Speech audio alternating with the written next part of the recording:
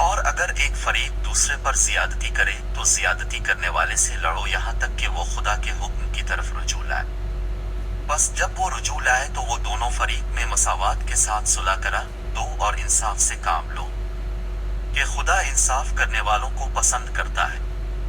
ایک اور اس صلح کا طریقہ یہ ہے کہ انہیں قرآن و حدیث کی طرف بلایا جائے، یعنی ان کی روشنی میں ان کے اختلاف کا حل تلاش کیا جائے۔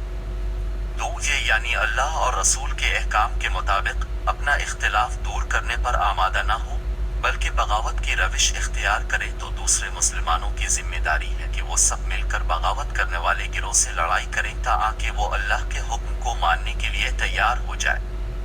تین یعنی باغی گروہ بغاوت سے باز آ جائی تو پھر عدل کے ساتھ یعنی قرآن و حدیث کی روشنی میں دونوں گروہوں کے درمیان صلح کرا دی جائے۔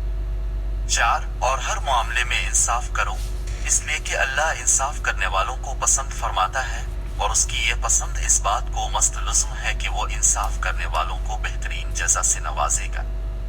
مزید وظائف کے لیے ہمارے چینل کو لائک اور سبسکرائب کریں۔